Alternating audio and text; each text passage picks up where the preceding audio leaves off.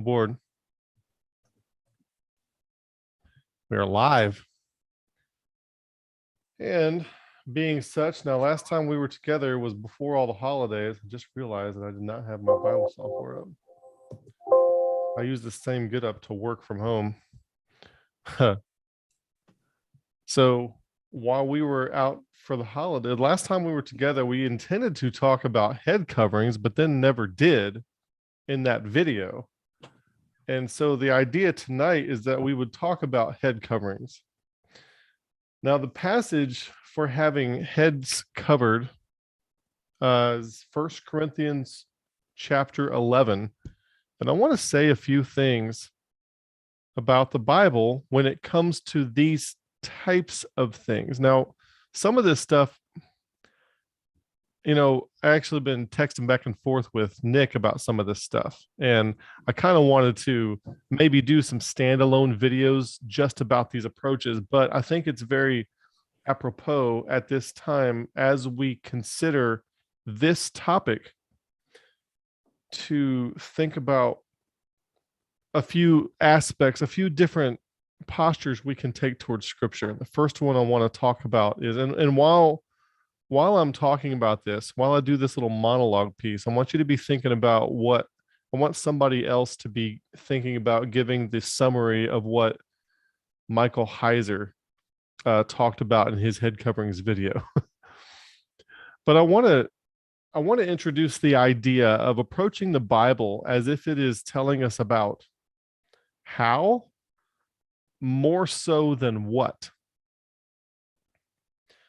We might be getting a record of how Jesus is approaching people and how he interacts with them to help develop them using agape, rather than having such an emphasis on the what of what he says.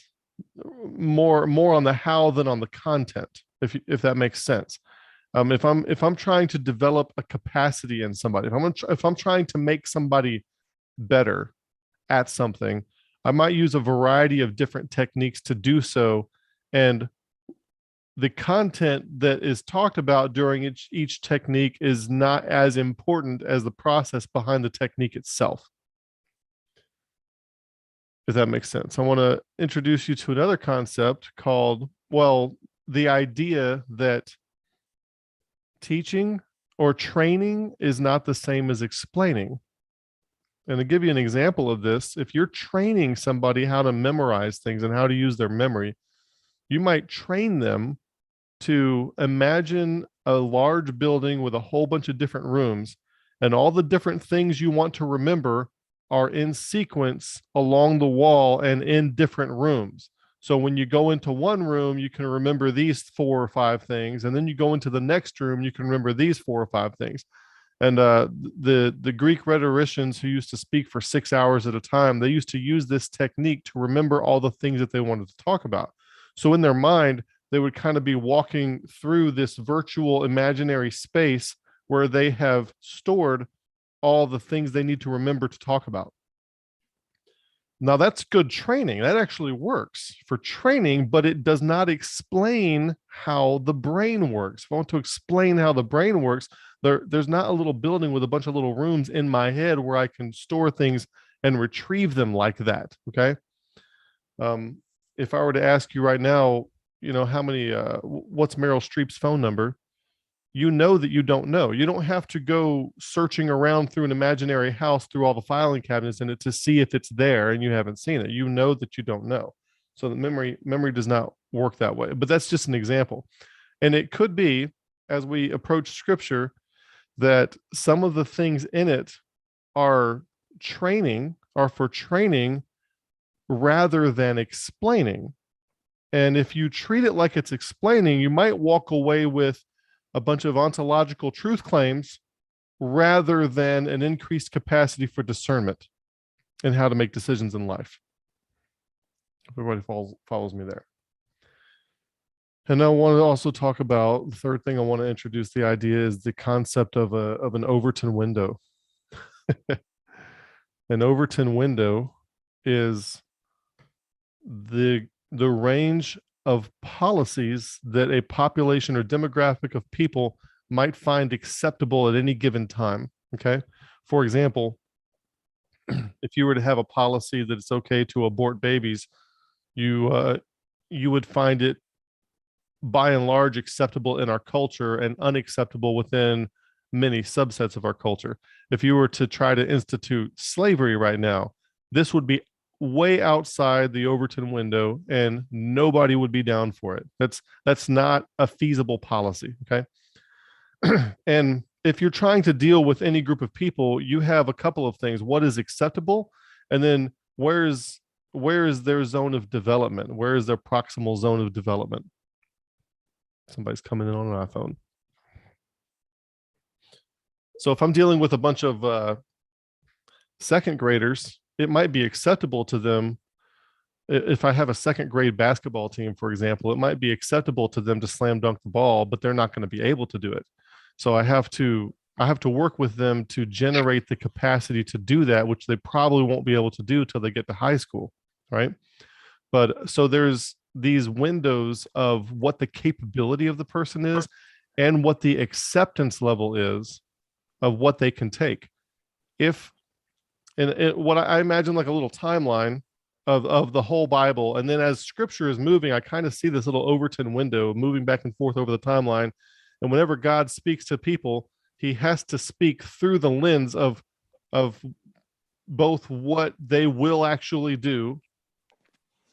And he's always pushing them, because you notice if you look at the book of Judges, for example, there's a lot of things that they could do, but don't always do. So it seems to always kind of be on the limit of what is acceptable, pushing toward an edge. Another way to say this is that some things in the Bible might be meeting people where they are rather than issuing an absolute truth fatwa of how things are. Does that make sense? I hope that makes sense. Might be upsetting some people's moralistic dogmatism. Somebody said, what does this have to do with head coverings? Okay. Now, if you don't, it pains me that somebody would not be able to piece this together. So what I'm saying is that when Paul is dealing with the issue of head coverings, what we have is an example of how Paul dealt with issues. And when we're reading, if you think of the concept of how to read, and I'm not talking about phonics, we're not reading for the what, we're reading for the how. How did Paul deal with issues? And the fact of head coverings, in my personal opinion, is completely irrelevant for today. Absolutely, completely irrelevant for a host of reasons.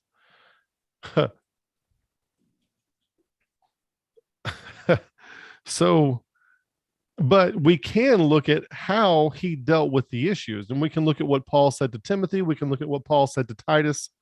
And especially if you remember when we had Cheryl on, if you think of it in terms of how Paul is dealing with an issue, we might be able to take more away from it as far as how to walk in wisdom, rather than just try to take away the what. Like, I'm trying to reach a conclusion, and then I'm going to walk away with that conclusion, but I'm not going to walk away with an increased capacity for how to deal with problems.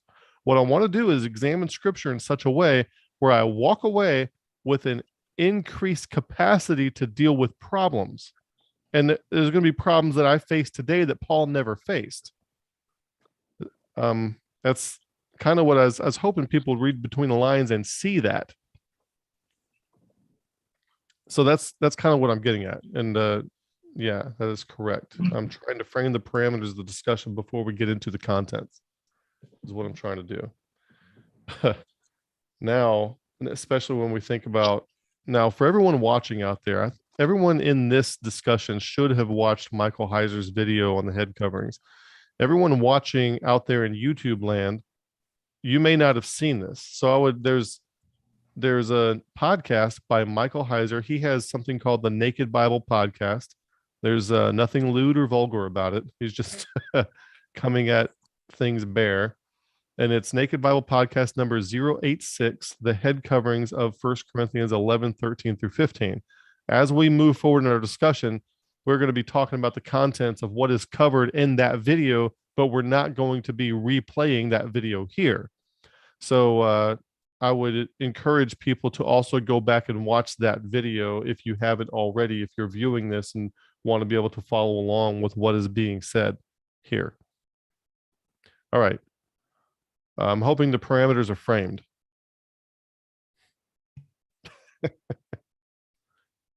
Hopefully that isn't too much. All right. Does anybody want to take a stab at kind of giving us a summary or an overview of what Michael Heiser's take? And while you're thinking about that, I'm going to look at the passage real quick. I'm going to share the screen and let's look at the passage. Can you hear me? Yeah. Oh, hey, do you mind if I take a stab at it? This is James. Yeah. You want to do it right now? You want to wait till I read through the passage once? Well, now that you said that, maybe I'll wait. So tell you what, let me read through the passage, then we'll go to you. We'll go to James. Okay, perfect. I like hearing from you, James. I'm glad you're here. Thank you. Paul says, "Be ye followers of me, even as I also am of Christ." Comment so much on that. I don't like the ones that say be imitators. I wouldn't want an imitation cheese. I wouldn't want an imitation Colt 1911. I want the real thing. So you follow something that's real. You don't imitate it. Anyway, now I praise you, brethren, that you remember me in all things and keep the ordinances as I delivered them to you. Some of the Baptists take this word ordinances and they say that the baptism and the Lord's Supper should be called ordinances instead of sacraments. Well, they should not be called sacraments because that comes from paganism, but they don't necessarily need to be called ordinances either, but at least that is a Bible word. But I don't think he's necessarily, I think this is just a generic term. I don't think he's actually talking about baptism and the Lord's Supper here.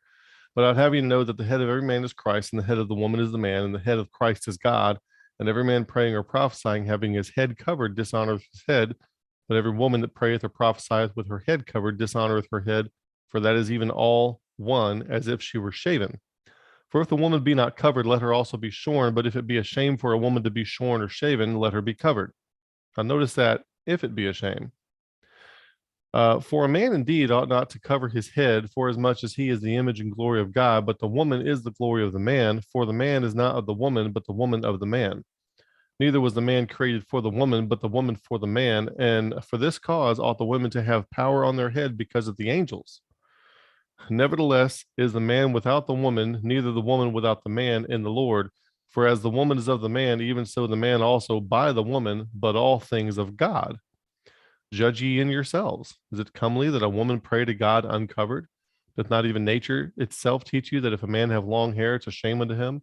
But if a woman have long hair, it's a glory to her, for her hair is given to her for a covering. But if any man seem to be contentious, we have no such custom, neither the churches of God. That is the head coverings passage. And with that, we will go to, oh, somebody says they have a shaved head. All right. James. Hi, everybody. Hey, Hola. yes. Hola, hola. So let me say, first of all, for everyone in YouTube land, this is a, when you listen to that message on the Naked Bible, Naked podcast, it's unlike anything you probably ever heard. And I don't know, just listening to some of those words, like they're talking about semen and hair and just stuff, like it just kind of makes you a little bit like, I mean, it made me kind of giggly anyway, maybe just because I'm immature, but I've never heard heard it brought into that light. So I do have a confession to make. The confession is I actually cut my hair when I was younger because of that Bible passage. I used to have long hair. I don't know, probably about a good foot. And when I first came to the Lord and all that good stuff, I read that passage and I was like, you know what? It's a shame for a man to have long hair. And I cut my hair. Well, that was one of the reasons. The other part is because I had to go to jail for a traffic ticket and I didn't want to go in with long hair.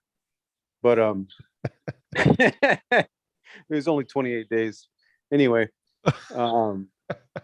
you know, after hearing what Michael Heiser said and reading the couple of I'm not sure if they're peer-reviewed articles or where he got those from or where he heard them from, but to me, the main thing I got out of that was how important it is to know the history of when it was being said and what was going on at that time.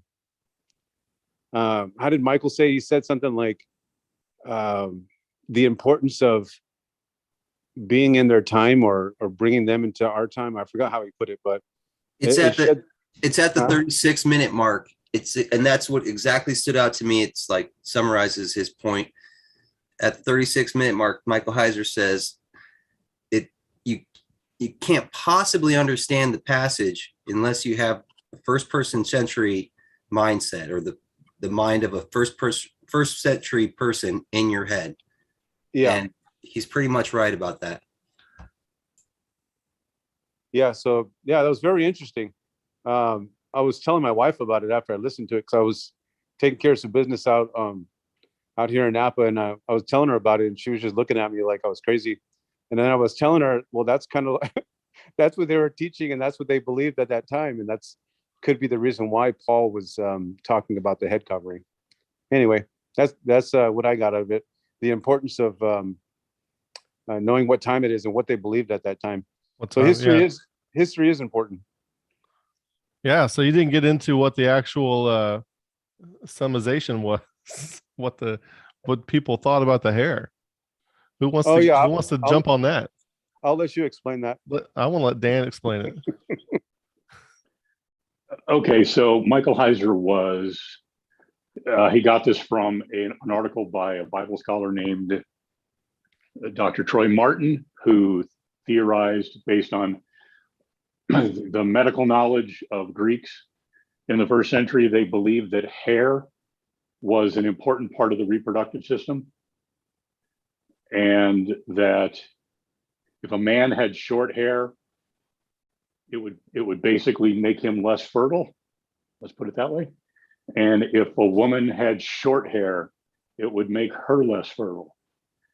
Mm-hmm. So Troy Martin's theory that Michael Heiser is putting forth is that this is what was in Paul's mind when he was writing this. And he was saying that nature teaches us that it's a dishonor for a man to have short hair because he'll have reproductive problems. And so a woman needs to have long hair for her to be more fertile. And Troy Martin ended up saying that the word covering, that the Greek word there should have been translated testicle, and that it says instead, not as. So he's saying that Paul was saying that a woman is giving hair instead of a testicle. And so that was kind of what Michael Heiser was putting forth, is that he seemed to be convinced that Troy Martin is correct. I also read Dr. Mark Goodacre's refutation of Troy Martin's original article and Troy Martin's rebuttal. And I lean in the Mark Goodacre direction. That I think that translation seems unwarranted, but hopefully that qualifies as a summary. Yeah. Now I'm curious. I did not read the guy who did the rebuttal and the response to the rebuttal. Do you remember that enough to kind of just give us some highlights from that? Yeah. Well, I think if you watch the video, you probably are familiar with what Troy Martin said about certain Greek documents that he thinks points to the idea that word should have been translated as testicle. Mark Goodacre, he basically went to those same documents and pointed out, he gave reasons why he didn't believe that made any sense. And he thought Troy Martin was really stretching the meaning of the words. He was saying that if you read those passages as they were intended to be read, they were written as poetry, that the Greek word still should mean something related to covering, even in those passages. That was the basis. I mean, that was basically what Mark Goodacre's argument was. And Troy Martin only had two ancient Greek documents that he used to put forth this idea. And Mark Goodacre basically explained why neither one of those makes any sense to translate it that way. And then Troy Martin's rebuttal to that was, I found it not convincing. He basically just tried to give more evidence of why he thought Mark Goodacre was wrong. And his rebuttal got really vulgar. He used a lot of profanity in his rebuttal and basically ended up saying that his theory did not, in fact, come from Greek medical text, but Greek erotica. So he was actually saying that if you read all the Greek erotic literature, then it makes perfect sense for words to be used in a very vulgar way to refer to human body parts. So to swallow that, you kind of have to believe that Paul spent a lot of time reading Greek erotica. So Troy Martin was using a bunch of profanity in his rebuttal? Yes. Well, it was to make a point. He used modern English vulgar terms for human anatomy. Okay, so he was using them for to make a point, not like trying to cuss the guy out. Yes, right. Still, it seemed unnecessary. He could have alluded to those words. I think we all know what they are. Yeah, that's interesting. So now I'm kind of so what about if anybody wants to comment on some of the writings of what people call the church fathers, and what was the guy's name? Hippocrates? Is that his name, or am I saying it wrong? I can comment on this. Just the guy from whom we get the Hippocratic Oath. Yeah, Hippocrates. He had some theories about hair being connected to fertility. Yeah. I can comment on this a little bit. Yeah. So Michael Heiser, I don't know if I just watched it a little while, like literally an hour and a half ago, and I didn't watch exactly the whole thing, but I think he was quoting Hippocrates and Aristotle on numerous times, and then proceeded to basically bolster the argument because it was coming from Aristotle. He wanted to make it that Aristotle was very concerned with everything and anything and had a lot to say about it. So that kind of inspired me to go look at Aristotle. So Aristotle does talk about a lot of the, like in some of his books, especially in his generations of the animal kingdom and stuff like that, like all of his observations, and just reading through a couple paragraphs of his work on those observations, what he has to say, he is saying things like making these sort of naturalistic phenomenological observations about nature. So he would say something like, the grass grows because it's moist and it has sunlight and it has water. And that's how hair grows in a human being, is that the semen in the testicles is the thing that makes everything grow. So semen has to move through the body in order for hair to grow. And so he's doing those kinds of, like, he's observing things in nature and then inferring things that are going on inside the human body. And so he is kind of talking around in those kinds of, perspectively limited and scientifically limited terms. Those are the kinds of inferences and observations that he's making and linking. I didn't look at Hippocrates at all, but it's it did seem a little bit like what's his name, Troy Martin, was sort of stretching the intentionality of these Greek texts to say something that maybe, I don't know if they were really intended to say. And then there's the other aspect of, if you read any Aristotle, because it's so voluminous, he's probably the most prolific writer in the axial age. There's all kinds of contradiction, like page after page after page, because it's so much content that it would leave so much room for ambiguity for anybody to go in and interpret whatever they want to interpret for whatever reason they want to interpret it that way out of texts, especially from Aristotle. That's kind of what I see from it. So where my mind is going with this is, I don't know, the interpretation of the word in the text, paraboleon, it really doesn't stand out to me as much as the idea, kind of like what James was saying earlier. What was the zeitgeist of the day with regard to hair length? And what did the average Joe and Jane think about this issue? And how would that affect what they might think of people with long or short hair based on gender?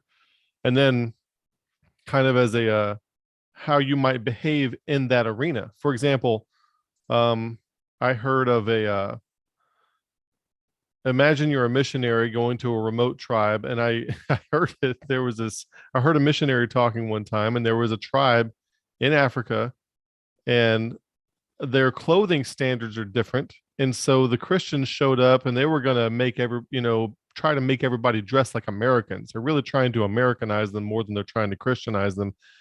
And then they found out quickly that in that culture, only the prostitute women wore shirts. And if you were a female and you wore a shirt, it indicated that you were a prostitute. Therefore, the women who were moral and upright and that kind of thing did not wear shirts. Well, that'll throw an American for a loop.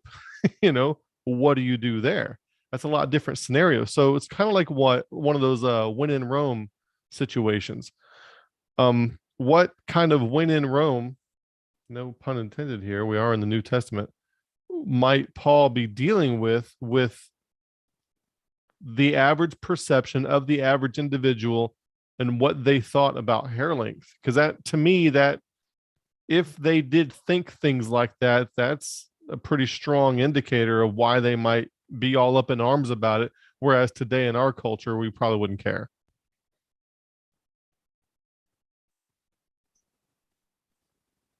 Could I give you an average Joe comment? Yes, average Joe. I'm so glad you're here, by the way. I Thank didn't you. see your hand up.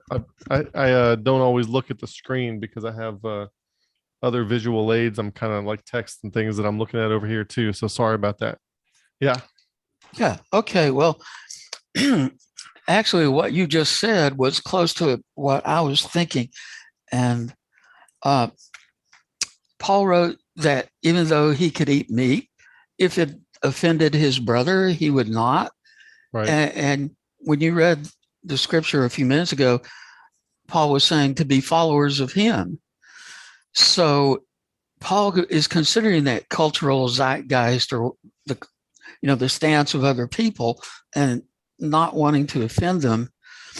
So it looks like he could be considered to be telling people to do the same, to be followers of him and trying to not offend other people. Right. Mm-hmm. So if they considered long hair, short hair, wear a hat, don't, whatever, if they considered it offensive or obscene or whatever, then then to not offend them, it could be what Paul is saying there. Kind of go along to get along. Don't eat ham sandwich at a Jewish picnic. Yeah, and what Yeah, and there's something else, an aspect to that I see. So it's not necessarily a requirement that Paul actually believed those medical texts that Heiser referred to that were scientifically incorrect. Maybe, but that's up for discussion. But if you knew that everyone thought that, if everyone, Exactly. if the wives' tale knowledge, what they call the folk knowledge, the folk wisdom, was that, if I think the way Michael Heiser described is if the woman's hair was longer, it had the capacity to draw more semen upward through the body, and to tell if a woman was fertile. I can't believe I'm about to say this. They would give her a suppository, and then a day later they would see if they could smell it in her breath. Yes. And if they could, that meant that there was good flow from the reproductive region up through where the hair is, and therefore they could probably get pregnant. And if you couldn't smell the suppository in their breath, and something was blocking the flow so that the semen couldn't get to the hair, and that's why they couldn't have babies. That sounds so crazy to say that, but if that's what's going on and that's how people are thinking, so if that's how people are thinking, when people are in a public area, they're probably going to be talking about hair length. And you're trying to be a Christian leader, you're Paul the Apostle, and you're like, these people are fighting over hair length. Like, what do we do about this? And another thought is that this was addressed to the church at Corinth, which was, a specific church at a specific place and time and a certain cultural context. Right. Yeah. So speaking of cultural context, I have right in front of me. I actually can't see. Anyway, I have several Bible customs books, and they're interesting. One of the things I read in one of these books was that the women who had short hair, like in temple prostitution, the women would shave their heads. And so then whenever they would come into Christianity, you could spot the ones who came from that lifestyle because they still had short hair, because it takes a while for your hair to grow back. And then you might have women walking around with gold embroidered hair and costly array, where look, my hair is 3 feet long. I have never been in a temple like that. I'm better than you. And Paul's like, everybody cover it up. The same thing when little kids are fighting, when those siblings are fighting, they're all in trouble. When you drop the whole platoon for push-ups, even though only one guy was messing up, everybody put a head covering on. I'm tired of dealing with this. That sort of thing. So I've read that too. I don't know if anybody else has read anything like that.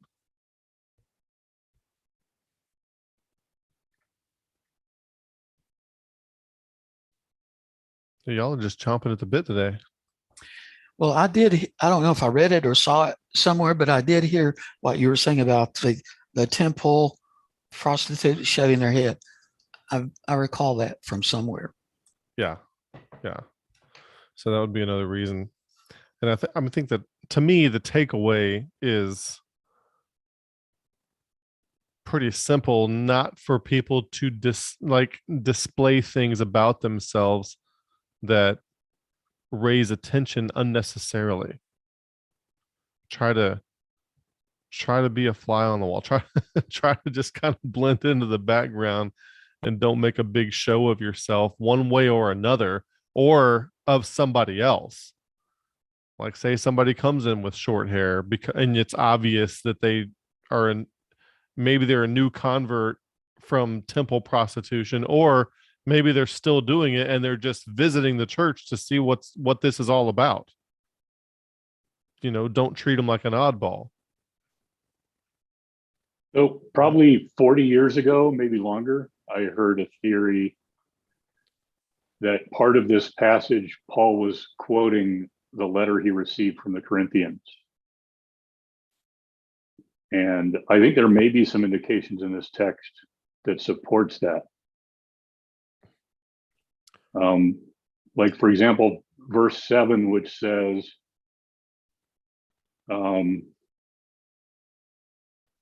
where it says man is the image and glory of God. Yeah. So that word there actually is the Greek word that only refers to an adult male. But in Genesis, when it says man was created in God's image, God created man in his image, it says male and female created he them. So Yeah. So I think this verse doesn't really fit. I mean, males are not in the image of God exclusively. Women are also created in the image of God. And then I think verse 11 is actually contradicting verse 7. Verse 7, 8, and 9 is making the point that man is the image of God and woman came from man. But verse 11 says, well, they're not independent of one another. Yes, it's true that the first woman came from man, but generation after generation, women, I mean, they have a father, men have a mother, so men come from women as well. Yeah. Yeah. So I think it's possible that verses 4 through 10 are actually a quote from the letter that the Corinthians wrote to Paul. We know that Paul received a letter from them from chapter 7, I think. Yeah. So let me jump in right there. There's just so everybody watching from home or whatever is tracking, when it comes to First Corinthians, or it's basically broken down into two parts. And the first part is some reports. I'm over on the right-hand side of your screen. Paul got some reports from the house of Chloe. In the first part of the book, he's dealing with these reports, and it's easier to see what those are because he tells you, it hath been declared unto me that this right here. And then he goes through, and pretty much chapters 1 through 6 seem to be a response to these kinds of reports. And then when we get into chapter 7, when we go into chapter 7 right now, he breaks off and says, now that we've dealt with those, now concerning the things whereof ye wrote unto me. Now then there's a colon, it is good for a man not to touch a woman, nevertheless to avoid fornication. It makes you wonder, like, what on earth did they write to him? But it's the problem with First Corinthians is that it's kind of like listening to one side of a phone conversation. And that's that way in a few books, because we know that they wrote to him and they have questions, but we don't know what those questions are for sure. So what we are getting are answers to questions that we're not sure what they are. So what you're suggesting, Dan, is that he's quoting from that in verses 4 through 11. Yeah, I think maybe 4 through 10, and then in verse 11 he starts to correct them. Oh, that's interesting. Because verse 11 seems to directly contradict what he said in 7, 8, and possibly 9. Yeah. Nevertheless, it's almost like a counter argument to what he just wrote. To what's I never really thought about that before. Yeah. The idea that maybe throughout his letter he's lacing in quotations from what they wrote. Wow. And I think also when he talks about the argument from nature, I've read a couple of things in lexicons that said that the Greek word that has been translated into English as long hair, yeah, may not actually have anything to do with hair length, but more refers to feminine hairstyles. And also that while the Romans, men typically had short hair, that the Greeks didn't necessarily have any particular custom about men and hair length. And so it's suggesting that Paul could have been referring more to men having feminine hairstyles, and as far as women, a woman having, what does it say? Hair is her glory. That may just refer to what seems to be a cultural universal Yeah. that More women so are than a more likely to dogmatic use statement. their hair. Yeah. That women are more likely to use their hair as an ornament, Yep. maybe.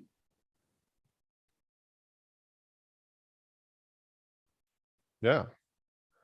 So yeah, I double clicked on long hair, and I got this Greek word kameo, to wear tresses of hair, and of course I had to look up tresses because I don't Yeah. say tress, and it says a long lock of woman's hair. Yeah, tresses, like plural. I don't know, maybe like dreads or something. I don't know. Yeah. But yeah, that makes sense. And so if that Please is tell what's him not to happening wear here, cornrows. yeah, yeah. So if that is what was happening, then Paul's statement that a woman is given hair for a covering, or I know the Greek lexicon say instead. So if it doesn't make any difference whether he was saying women are given hair as a covering or instead of a covering, because Paul is making the point that women do not need to wear head coverings because they have hair. And then then the following sentence makes sense, that Paul says, if anybody wants to be contentious about this, we don't have any such custom, and neither does any other church. Yeah, the first 16 just wraps the whole thing up as far as I'm concerned. Yeah. Absolutely. So yeah, that word, the word for in verse 15, let me go back up there so everybody can see this.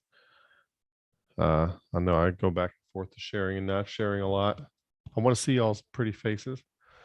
Anti, opposite, primary participle, opposite, instead of, or because of. So there's like, with all words, there's often a semantic range where it doesn't always mean exactly one thing. But yeah, in place of, substitution, contrast, requital, correspondence, etc. Yeah, that makes sense. So given her hair for a covering, or because of, to be instead of a covering, that makes sense. Any one of those seems like it would come out saying the same thing. Hey, Kevin. Yeah. I'm also curious about verse 10. For this cause ought the woman to have power on her head because of the angels. Don't ask me about that. What are you curious about? Well, I heard what Michael Heiser said about it, but What do you say? I don't remember what he said about it. I don't remember either. Oh, wait, the Genesis 6 stuff? Yep. So Cheryl Schatz, when she was on the channel, she alluded to having something to say about this, but did not get into the details. And I'm very much interested in having her back on to get into the details of this particular passage and of the woman keeps silence passage in chapter 14 of the same book. Because I'll be honest with you, I can think of a few passages like chapter 6, but I don't know what that, I still don't know what that means. I think it was watchers. I think it comes from his, study on Enoch. Yep. Yeah, you don't want these the sons of God, which saw the daughters of men, took them all wives of which they chose. You don't want them to start getting lustful after the women, come down and take them again. So, Hey, which reminds me, there was a time where about 15 years ago, the pastor on the Sunday morning, he stood up and he said he had something he needed to tell everybody. And he said, it's been reported that women here are starting to dress inappropriate with low cut shirts and their pants are too tight. And I was sitting towards the back of the church at the time, and you could tell who those people were because they started to squirm around a little bit, putting their shirts higher up and trying to loosen their pants a little bit. So maybe that's what Paul would say today, like dress appropriately.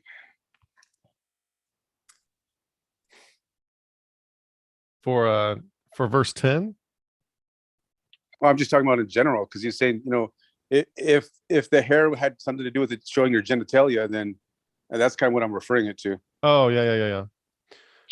This is a point of contention with me, because especially after I learned about salience landscaping and relevance landscaping, this makes so much sense. I'm not opposed to giving guidance for general kind of blending in and going with the flow type of how to comport yourself. But I have lately become very much against getting specific about what people should and should not wear. Because what that does, especially for a young man, is it puts that on the salience landscape. And when you go to church every Sunday, and every Sunday you're hearing about how women should and shouldn't dress, guess what you're going to notice everywhere you go? You know, like when you buy a new car, you buy a blue Toyota, what do you see everywhere you go? Now you see a blue Toyota just like yours everywhere you go, and you did not notice them before. So you're putting this on people's salience landscape. And then you got all these young men going around thinking that they have some kind of perverted moral problem because they can't stop thinking about women. But the reason they're thinking about women is because the preacher keeps talking about them, and they can't stop thinking about it because that's what's on their salience landscape all the time. Stop putting it on the salience landscape, and the issue will start to blend back into the background. Yeah, that really hits home for me because I work with two younger guys that like their father's a preacher, and all they've gotten their entire life is that women like to dress provocatively. And, you know, if they're doing that, it like you said, just having like fixating on the issue. Yep. In the first foregrounds it to such an extent. Yep. And just because you've moralized it as, hey, this is something you need to look out for, you've still foregrounded it as an issue. Yep. And they're both. And now you see it everywhere you go. Everywhere. That is the thing that foregrounds to you everywhere you go now. And so they're in their mid-20s and they have no clue how to even speak to a woman. They've never had a girlfriend. They've never gone on a date. And it's like because this issue has been so foregrounded for them with what's going on inside of the mind of a woman and how to interpret all of her actions and things like that. It to the point where it is literally stripped all of the natural agency away from them. And it really breaks my heart because I work with them all day. Yeah. And it's like, they can't eat. You can't even joke with them like in a natural way when an attractive girl walks by and be like, hey, you're gonna say something to her. It's like, it gets all like it's all weird, paralyzed. Yeah. So that hits home for me, man. That preachers got to be really careful about how they, even though they feel morally like responsible for the what's relevant to their flock, they should be aware that once they make, be careful what you foreground. Exactly. Regardless of how you feel about it morally. I went to last month, I went to a Christmas program at a church. My wife and I make fun of each other for who using the word program makes you old. So we try not to use the word program. We went to a Christmas program at a church. And there were so many great things about it. Great music, great talent. It's just, you just feel really good at Christmas time. There's all the things that you would want to see at a church around Christmas time. Well, we had somebody with us who was a little older than me. Okay. We had somebody with us who was a little older than me. And they had a background of being in these kinds of churches all the time where they're constantly talking about how women dress. And this person, we're there in this beautiful place with all this beautiful music and everything. And that's all they can think to comment on is, oh, there's a woman over there in a short skirt. There's a woman over there with a tight. I'm like, stop foregrounding all this stuff. You've been hijacked by your religious training to foreground the wrong things and not focus on the better things that are all around you. They're all around you. So many good things around you, but you're foregrounding that. I don't really necessarily think it's his fault. He's been conditioned to do that. My brother is dead now. He's been dead for this year in August will be 12 years. But he had some real struggles with that. That was really foregrounded for him all the time. And he was one of those kinds of people who he just had a guilty conscience all the time and thought he was just sinning everywhere he went because he would notice the way women are dressed everywhere he went because it was foregrounded to him. I think it's a huge mistake to foreground that kind of stuff in church. And here we are doing it. Yeah. Could I say one more thing on that? Sorry. Yeah. When if you read Augustine's Confessions, it should blow your mind that the arguably one of the most influential Christians of all time, the main thing that he foregrounds in the Confessions is his sexual immorality. And if there's anything that misses the mark on having a conscience towards God, having your mind put to the things of God, it's that you have foregrounded sexual stuff and totally missed the point of your whole life in a sense. So this makes me think that there could be a value to developing either a practice or an ecology of practices or some kind of psychotechnology that allows an individual to be more intentional, or that affords an individual more intentionality about what is foregrounded to them. Makes sense?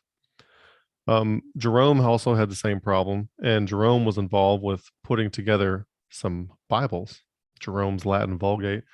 And so the story of the woman taken in adultery in John chapter 8 is completely missing in what some people consider to be the oldest and best manuscripts. I am not among those people. But the idea was that they didn't want people to get the idea that sexual sin was forgivable. And this spirit is out of balance, in my opinion, worked its way up through all the way up to the Puritans, who come over to America dressing the huge emphasis on very plain black, white, and gray clothes. You know, it's almost like, if you ever seen the movie Equilibrium, where you're not allowed to have any kind of emotion whatsoever, and they take these pills to repress everybody's emotions, that sort of thing. It's kind of where the Puritans were. And if you are so far out of balance with something like that, it's not surprising that the sector of society that rejects Christianity would go so far in the opposite direction. I think if Christians were more balanced, maybe the rest of society would be more balanced as well. In other words, I'm trying to say that unscriptural Christianity has precipitated the frivolity and lasciviousness that we think surround. We think that's people turning from God. I think we historically precipitated it. What are we saying, Dan? Galatians 5:16 says, "Walk in the Spirit, and you shall not fulfill the lust of the flesh." Yeah, there's what order that comes far in. More. Yeah, that's far more useful than all this inappropriate foregrounding you were talking about. Yeah. Focus on the positive and focus on what you should be doing instead of focus on what you should be thinking about instead of what you should not be thinking about. And then you won't have time to think about the stuff you shouldn't be thinking about. I need somebody to keep talking for a second. You can keep elaborating, Dan. I need to, my green screen just fell on me. Yeah. I'm not really sure how much elaboration I can do. It's just, I mean, so many churches, they're focusing on particular sins and, we need to focus on this because people have a problem with it. Well, why don't you teach them how to walk in the Spirit? If so you there's teach another people one. How to walk. Yeah. Go ahead. I was just going to, just killing time saying it's right there. Paul said it, if you walk in the Spirit, you won't fulfill the lust of the flesh. You won't have time. You're focusing on what you're supposed to do. And there's another scripture that says, whatever things are just and pure and pure and so forth, think on those things. So it's what to think about. It tells you there. So you might say that as a whatsoever things are good, just, and pure, and right, and holy, foreground those things. I mean, that'd be a way to think about them.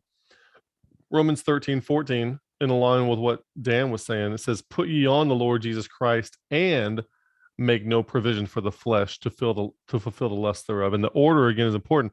You're putting on Christ. So and to put on Christ, there is a series of things that you're going to focus on. You're going to identify some goals. What am I trying to be like? How can I be like Christ? What ecology of practices can I do, such as praying, reading the Bible, studying, fellowshipping with other Christians? What ecology of practices can I do that will transform me more to be like Christ? So I'm going to focus on those things. If I really concentrate on that, like all those books about the habits of successful people, they all tell you to write down your goals and look at them every day. Well, if you're trying to be like Christ, write down specifically how you're trying to be like Christ and look at those instead of the blue Toyota, right? And then that's what you will see afforded to you everywhere. That is what will all the stuff's there already, but you are basically foregrounding all the affordances to bring those things to pass by foregrounding it for yourself.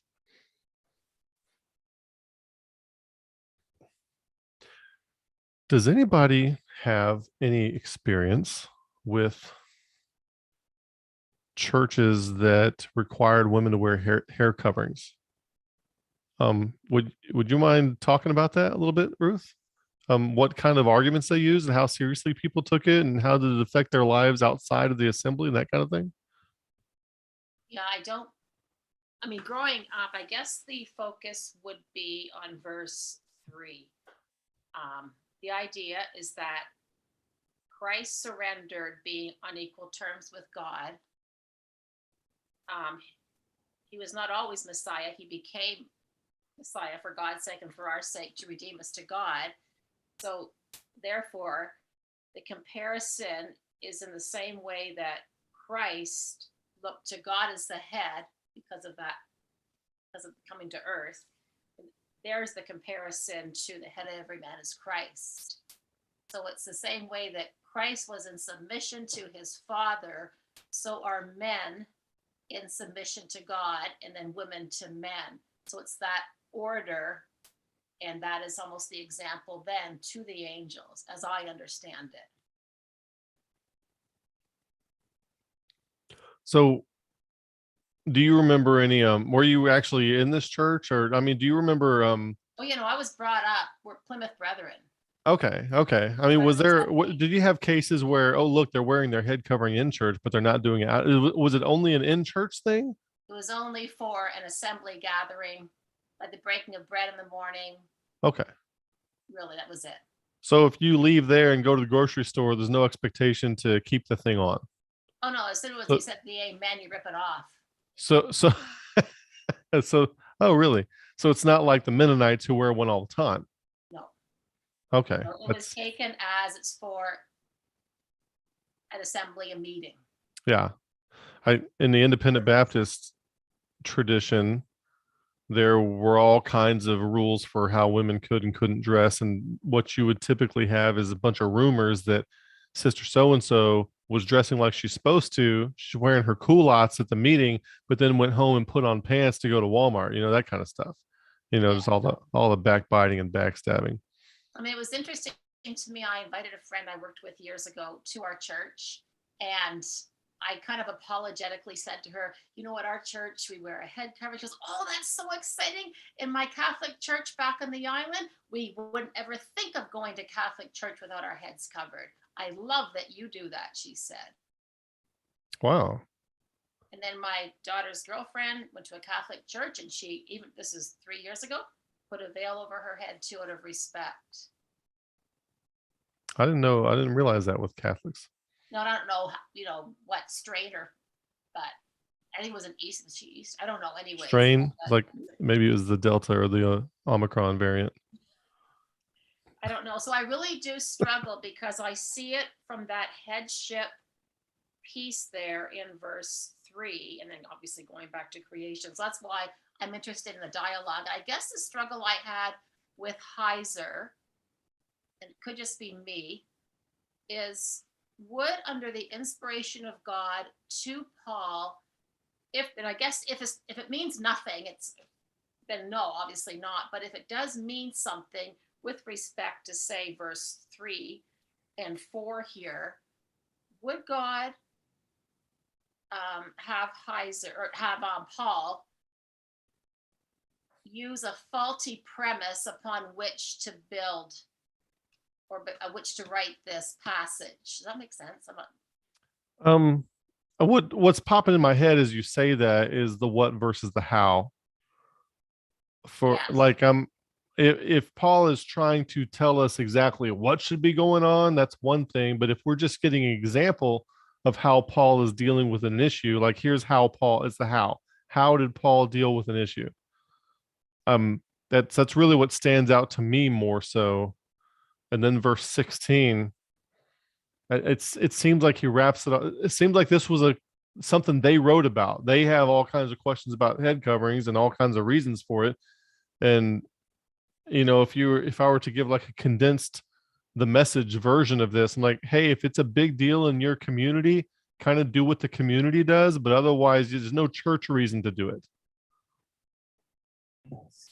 That's So I what get. kind of was thinking along the same lines as Ruth, as far as I thought it was very elegant, was very interesting explanation, fit perfect like a glove. But the one thing that I always brag on the scientific accuracy of the Bible, and so it just seemed like if he was influenced by false science, incorrect science, and then that went into the Bible, why would God not correct him on that, or not have him use that as an example or whatever, if he's the one that is essentially dictating the scripture to the writers, And I know that Michael Heiser has a view on that as far as the influence of the writers. There's a little bit more of an influence of the writers than I've always traditionally understood. Not saying I couldn't get over that, but that's just, that's what didn't set right quite with me on that. Well, even if I don't, like, I'm kind of with Dan on this. I'm not so sure that the word there, the Greek word for covering, is meant to be what they said. But I can also see Paul catering to folklore. You can't unteach everybody everything. And if you have an entire societal cultural way of behaving based on faulty folklore, you can't undo part of the culture just to emphasize a point of truth. So there's like how much, as a Christian, how much do you go along with that? And how much is Paul talking to that? How much is Paul talking through the lens of the Overton window of what these people would find acceptable? Yeah, and I think God did that when Israel was asking for a king. And I don't think that means Paul's endorsing the thinking. But people still have to be dealt with where they are. What were you saying, Joe? Well, I'm not sure I understood what you were referring to there in your question, but maybe this will clear.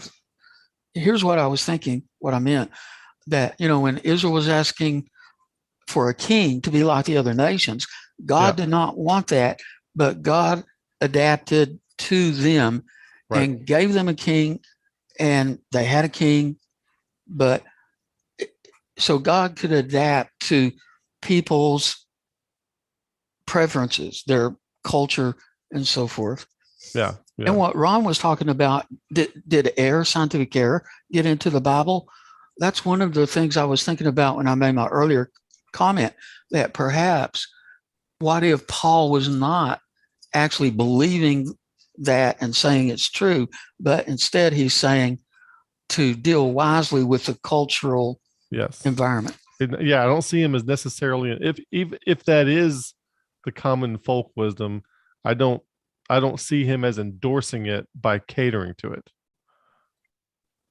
It's kind of like when you're dealing with children about the things that they believe.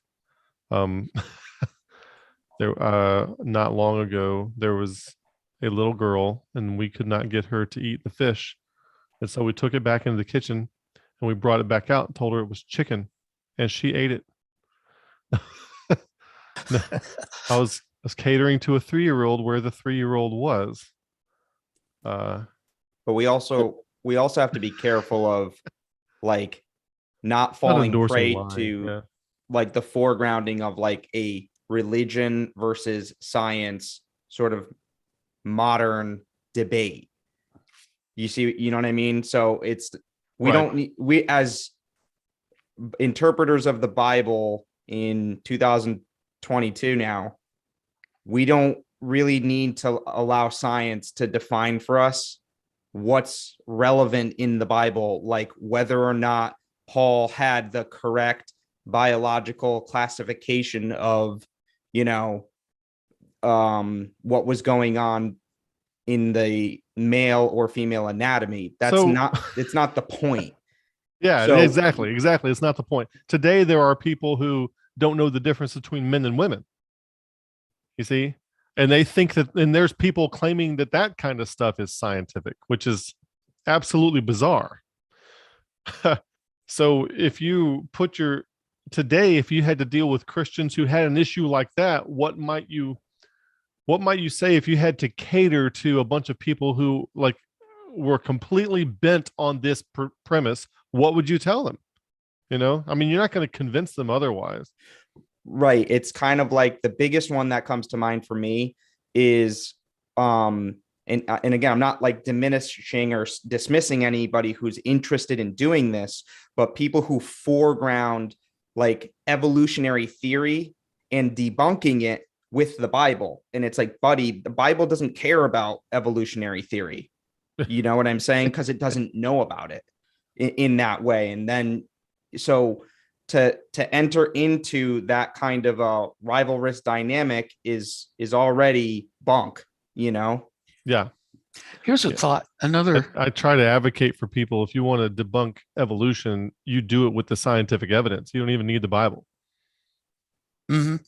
Oh, yeah. And about foregrounding, you mentioned that last verse 16. I believe that's the one that says, if any man is contentious, we have no such custom. And I think, what if the thing that maybe God was foregrounding in this whole passage is not being contentious and not offending other people? And what if that's the big point to get out of it too? That's a thought. Yeah, definitely. That's actually a great summary. It's a great way to articulate kind of what I think is actually happening here. Would you say don't be contentious and what? And not try to avoid needlessly offending people with their cultural beliefs or whatever. I have a question. Yeah. Do we have any other examples in the Bible of Paul doing this, what we're talking about right now? Yeah, I think where he said, if any man, he wrote about eating meat offered to idols and to the pure, all things are pure. But he said, if for me to eat meat offends my brother, I will not eat meat while the world stands. Yeah. Yeah. And then, to Romans 14, 1 Corinthians 8. To bring in a modern or an actual practical application of this in our daily lives, at least for me, is I live in Connecticut, so there's a heightened awareness of COVID, and it's very much like a concern for everybody here. That's just it's just the way it is. There's a lot of medical, institutions up here. There's a lot of big educational institutions that know everything about everything. So people are like, the health of people is very foregrounded. And so I'm expected to wear a mask everywhere I go. And, that annoys me. And it's, I can come up with any kind of, post hoc rationalization of why I don't or shouldn't have to wear one ever. But if I'm to take the how from 1 Corinthians 11, I'd probably just be like, whatever. If you want me to wear a mask, I'll wear a mask. It's really nothing to me. Yeah, that makes a lot of sense. Like pick your battles. Jamie. Yeah. I think you're muted. There we go. There we go. Gotcha. Thank you, sir. Just thinking about this discussion, and I'm asking myself the question: what would I do or say in these days and times if we are approached with this issue, locally here in our own hometown, let's say? I think for me, if it's a cultural thing for somebody to wear a head covering, we should leave it alone.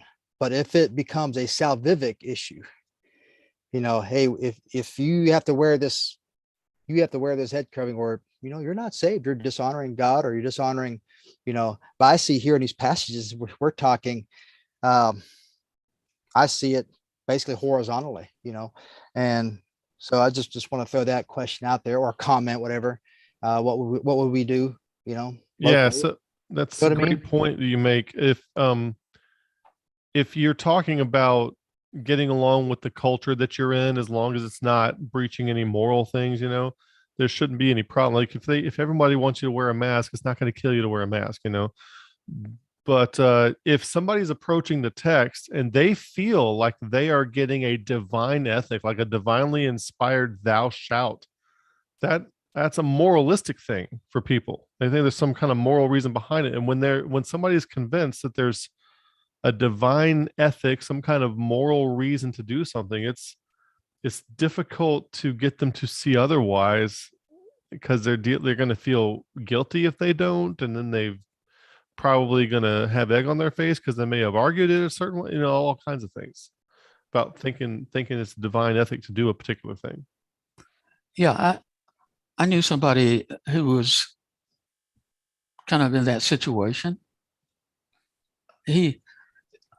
I was thinking of mentioning earlier when Kevin, asked if anybody had personal experience with head coverings, and yeah, it's not but it's somebody I knew. And it was hair on it. Should men have a beard or a mustache or both or not?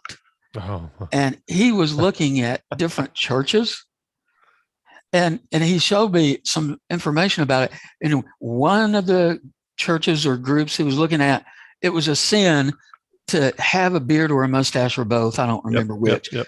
But for the other group, it was a sin not to. And there's no way. I mean, if he joins one, he's sinning according to the other, no matter what he does. I had to go speak at a church in California. Yeah. A couple of years ago. I had to speak there the day after I met Paula for the first time. That's kind of interesting. But anyway, the preacher there, they knew me. They watched the videos and stuff, and they asked me to come talk about Calvinism. But and the preacher didn't care, but he's like, we got some people here. Would you consider shaving before you come? No, no, I'm not going to do that. I think it's a sin. I think it's a sin to have an opinion on the matter. Well, beards indicate great theological understanding, is what I've heard. Yeah, beards. Oh, here's a funny story. I had been dating Paula for probably a month, and we were sitting in a Mexican restaurant, and it might have been 2 months. I don't know. Not important. We're sitting in a Mexican restaurant, and she knew about the channel. She knew about that I dealt with Calvinism and all that kind of stuff. And this family came in and sat down, and I said, "See that guy right over there? He's a Calvinist." And she's like, "How do you know that? You don't know anything about them." I said, "He's a Calvinist." I said, "You see the plaid shirt and the suspenders, and the beard like that, and then the little glasses and all this kind of, yeah, he's a Calvinist. I promise you." And so, it was going to be one of those agree to disagree, and we'll never know. But I went and talked to him, I'm like, oh, watch this. So I went over there and talked to them. Sure enough, they had all just come from a Presbyterian church. And I told him, yeah, I was telling Paula over there, and I'm pretty sure you're a Calvinist. He's like, yeah, how'd you know that? I'm like, are you kidding me? You wear the uniform and you don't even know you're doing it. Anyway, it's kind of funny. You can spot these guys. Oh, there's one other thought I'd like to throw in. Yeah. We read in the New Testament that Paul wrote some things that are hard to understand, and At least hard for Peter. But grow in grace and in the knowledge. So yeah, I guess this is what you would, anyway, that's all. Yeah. I was thinking about Peter and Paul earlier today. And when we think about Christian history, we think about, and this is one of the things I want to have a standalone video about, we think about the history of Christianity that we've been taught, right?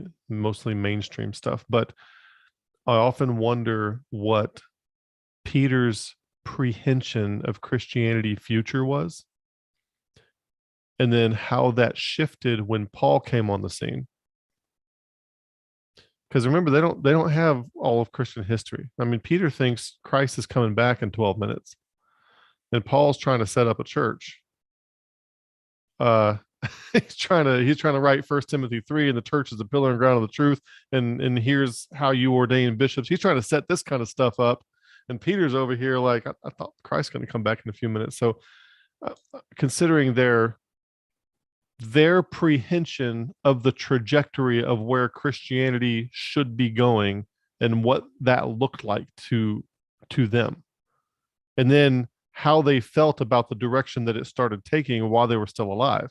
And so I would imagine that as Paul starts to write, and as Acts 15 happens, and now you have an apostle to the Gentiles, whatever Peter's prehension was, like, say, back of Christianity, the trajectory of Christianity back in Acts 2 through 7, it's completely derailed probably by the time Paul gets through messing everything up. And I'm saying that as a joke.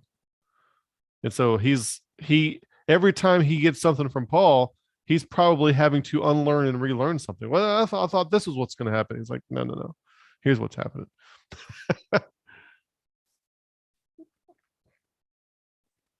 Hard to be understood. All right. Are we at a lull? Anybody have any opinions they want to share on this before we cut out? We're cutting out a little early. If we cut out right now, I hadn't heard from some of you. Josh, I hadn't heard from some of y'all. I don't know yeah. Oh, Josh. I thought I heard my name or something, but I'm not sure if I'm hearing things. So I had a lot of opinions on this. First off, I think in 1 Corinthians, there's a lot of foregrounding happening in the first couple chapters. He's talking about natural men. He's talking to them carnally. He's giving them milk. And I can't help but think that that's the dynamic that's going through the whole book, even when we get to chapter 11, 12, 11, or 11, 12. So the whole head covering thing, is he telling them, well, how, the how to instead of the what? It's the what, not the how. Is that what we're saying? I'm thinking the how, not the what. Okay, so the how. It's not so much about the head coverings themselves, but the how might inform Nick on whether or not he should wear a mask, which is not a head covering, and he's not a woman. Right. That identified to me. I just think that's significant. I just think he's trying to explain to them things that are spiritual, but he can't speak spiritually to them. So he's giving them. That's true. These the how. That's part of the context. He is talking to people to whom he cannot say spiritual things, according to chapter 2. That's right. That's probably a huge consideration here. And if we continue that line of thinking, Josh, it's actually kind of a scary thing, because the theme throughout 1 Corinthians is that he's dealing with these squabbles and contentions and divisions. And the milk that he's purported to give them is, hey, listen, stop focusing on the what and the rivalrous dynamics and focus on the how and the manner in which you are doing the things that you're doing. Pay conscience, pay attention to how you're doing this. And it's like, that's kind of a scary thought, because zoom 2,000 years into the future and we're nowhere even near, like, we're still having that conversation. So we're still just getting milk. We're still not talking about the things of the Spirit that Paul is saying, like, you can't even take, you guys can't even take this. So that's kind of, if you just trace that line of thinking that you just started, it's like, wow, we're in a pretty, humbling position there too. Yeah. Shouldn't we be past this? Well, and I guess that would be my concern with Heiser, is that instead of focusing on a foregrounding of the how, he really does get into the weeds on this issue, and we lose the application. I agree with Kevin that this is like pretty irrelevant when it comes to our culture. Wearing a head covering for my wife, if she asked me, it's like, I mean, if her conscience was telling her to, yeah, but like, I couldn't ever see myself. Could never require it. Yeah. And the other thing was, there's a video that Michael Heiser has on his Naked Bible channel. It's called "Does the Bible Teach Science?" And he kind of reveals a hermeneutic that he has for the whole Bible. And I think the issue that I have with my takeaway of that video was his fixation on propositional certainty when it comes to science. Because I think just as much as science has changed since first century, the potential for it to change again in the next 100 years is there as well. So why are we going to have that propositional certainty on the science of today? And I think that there's a balance there, so you don't end up on one extreme or the other, where you're super religious and requiring people to have head covers, or you're totally the opposite, where it's like, oh, this is junk science from back in the first century and you shouldn't consider it at all, when we have the potential that it could loop back around, and maybe covering the head was going to be a good idea again for assembly. You never know. Exactly. Like, what and there's already find out that aliens are real. And there's already science from 2020 that they've jettisoned, because now they know in 2021 they were wrong. Yeah. 2022. Yeah. The history of science is interesting. It's like what we learn from science, from history in general, is that we never learn anything from history, but that's sort of a joke. But I had a thought following up something that Josh said about getting into the weeds. And about it, I think it relates to the what versus the how. And I'm thinking of the why. If you walk in love or walk in the Spirit and not fulfill the lust of the flesh, and the fulfillment of the law is to love God and love your neighbors. So if we focus on the core principles, a lot of the details will take care of themselves. Yeah, that's right. Well, the last topic we were talking about too, and we went and watched a Heiser video, we're talking about women teaching, preaching. And one of the things that Heiser hit home on was that it was really ambiguous in the text. And if he was going to talk about it, you'd have to convince him that it was relevant at all. And for him to dig so deep in the weeds on the head covering issue, it seems like we've pulled away from what he was, aiming at before. Yeah. Yeah, I think maybe Heiser was amused by it. He thought it was silly and funny. But the last thought I had on the why, the core understanding, and as opposed to the detailed implementation, There's a scripture that stands out to me in Psalm 103 about Moses.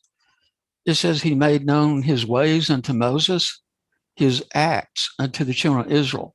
And it's, to me, I see there that like Moses probably understood why God did things, and Israel just saw the detailed implementation or manifestation of what God did without understanding why. And I think,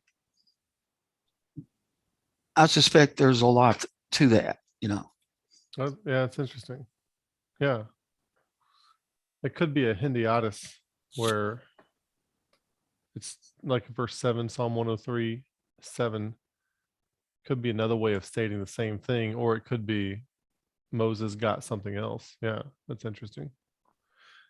I was interested, Dan, if you mentioned science from 2020 already being proven wrong in 2021. I know this happens all the time, but I couldn't think of any specifics. And I was in a discussion recently. Oh, if you have any of those off the top of your head, if you could send me an email to Okay, specifically what you had in mind. I do have one specific, something that science knew to be a fact in 2021 that they changed last summer. What was that? It's actually, so in the constellation of Orion, there's a star named Betelgeuse. Yeah. And last summer, they decided that it's a lot closer to the Earth and a lot smaller than they used to believe it was.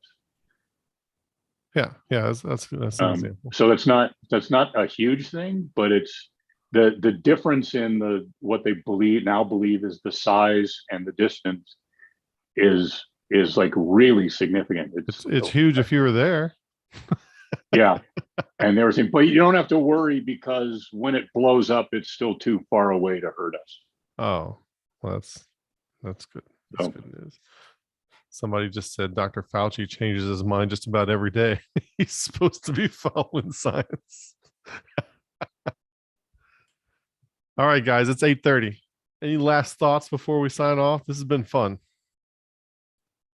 Yeah, I just wanted to say really quick before we go that I had a good time at this session in the way that we were able to maintain the spirit of the session in a sense where, you know, I think that we were able to just notice that the Heiser video was very much aimed at and optimizing for explanatory power. He even used that verbiage.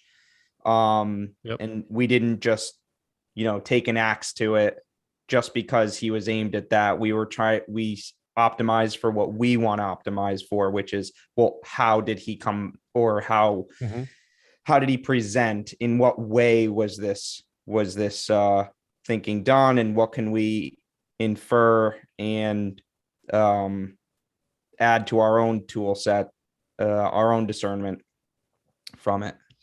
So it was a lot of fun. Yeah, I agree with that. Anybody else?